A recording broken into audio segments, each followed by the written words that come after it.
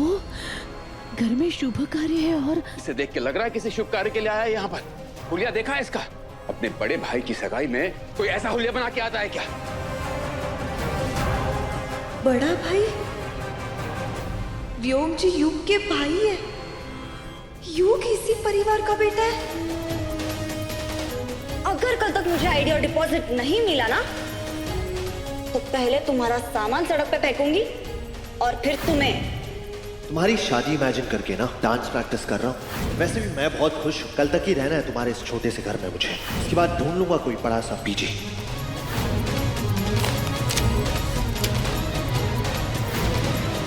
बिना जाने कि ये फैमिली कैसी है और कौन कौन है इस फैमिली में, तुमने हाँ कर दी शादी के लिए।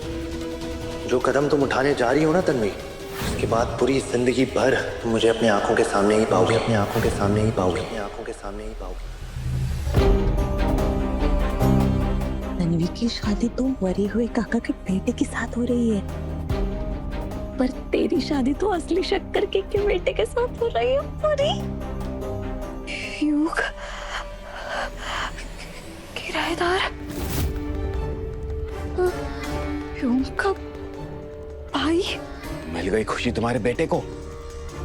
घर में चल रहे शुभ कार्य में आकर भी तमाशा शुरू कर दिया इसने। अब क्या बोल रहे हो? उसकी हालत तो देखिए। युग बेटा, ये सब क्या हुआ? तुझे और कहीं चोट आई है क्या? प्रखर डॉक्टर को फोन कर जल्दी। आई उसकी कोई जरूरत नहीं है। चिल, मैं ठीक हूँ। पर ये चोट कैसे लगी?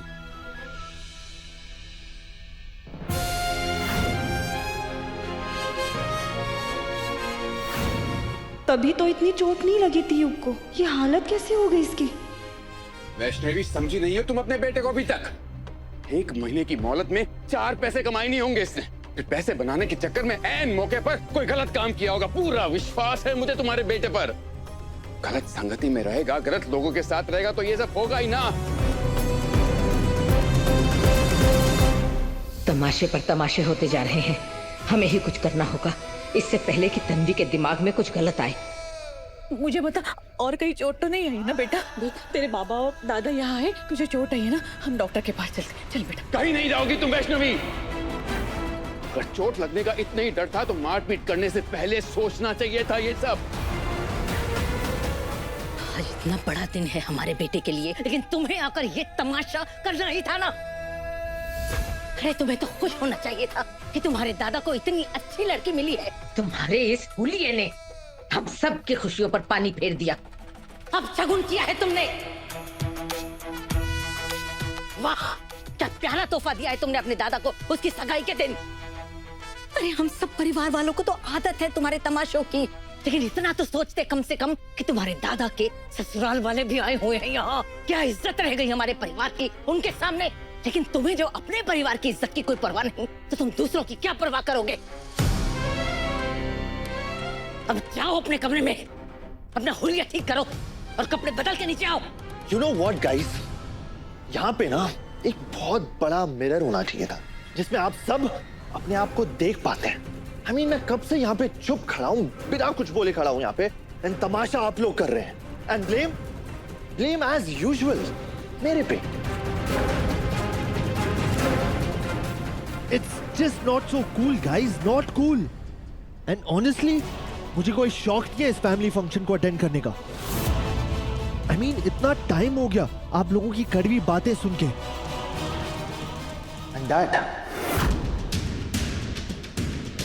1 महीना हो गया था आपकी गालियां सुन के मुझे। अब मुझे नॉर्मल लग रहा है। एंड मैं कहीं चेंज वेंज करने नहीं जा रहा। मैं जैसा हूं वैसा ठीक हूं।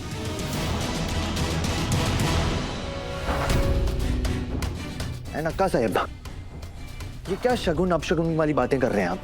मैंने मूड खराब किया ना सबका। अब देखो कैसे चेंज करता हूँ। अभी झट से मूड ठीक करता हूँ मैं आप सबका।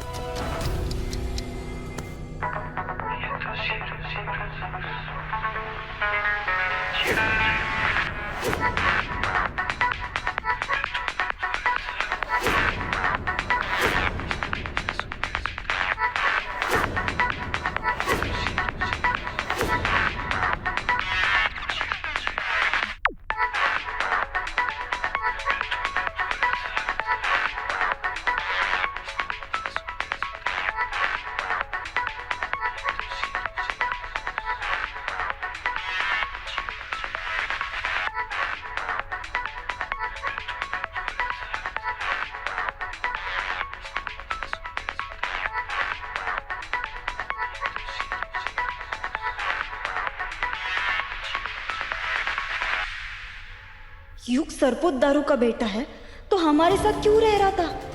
और यहाँ सब इतने गुस्से में क्यों है? इतनी नफरत क्यों करते युग से? मैं युग को जानती हूँ। वो अगर आया है तो जरूर शर्त पूरी करके ही आया होगा। युग के बैग में पैसे होंगे। ये देखेंगे कि युग ने शर्त पूरी कर ली है तो शांत हो जाएंगे। हाँ,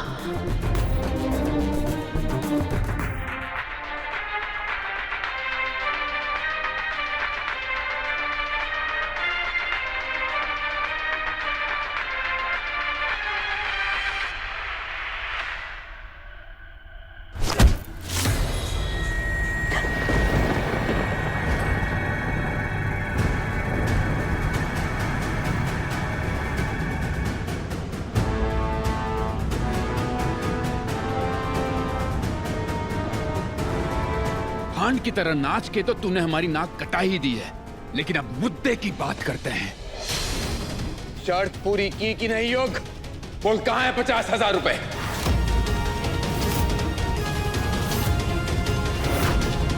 बोला था ना तुझसे 10,000 के 50,000 करके वापस लौटना। अगर तू ये नहीं कर पाया तो जिस रास्ते से आया है उसी रास्ते से वापस निकल जा युग।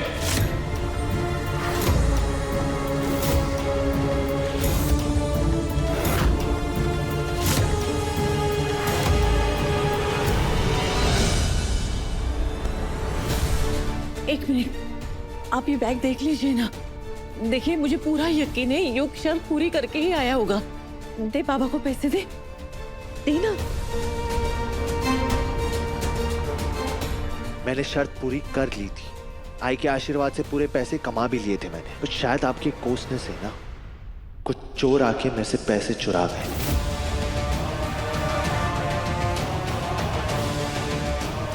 ये लो आपकी ट्रॉफी और पूरा 51,000 रुपए।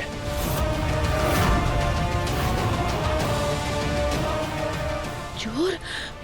युग तू ठीक है ना? मतलब ये सब चोट उसी वजह से लगी है ना?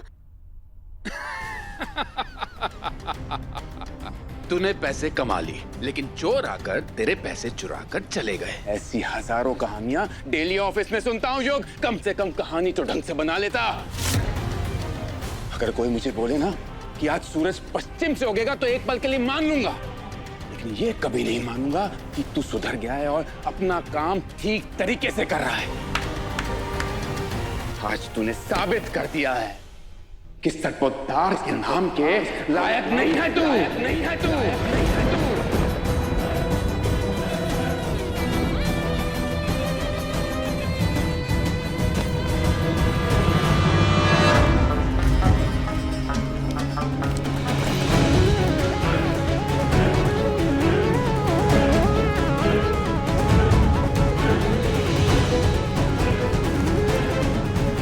ये कैसे हो सकता है?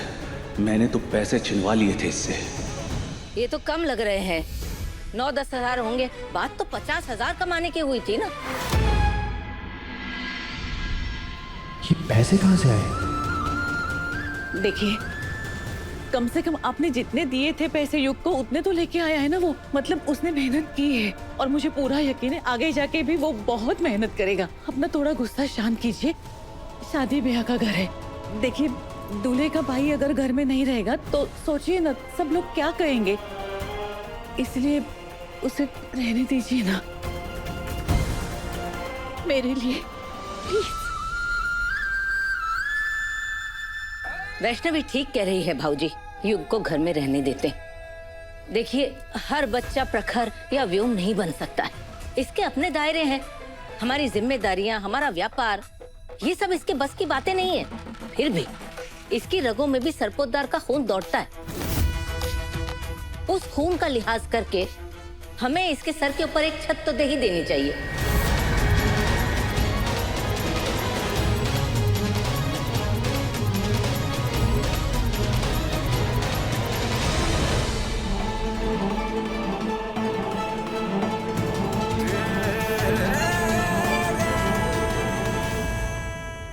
तीस के पार जब मिला प्यार, सोमवार से शनिवार रात 9:30 बजे दंगल टीवी पर।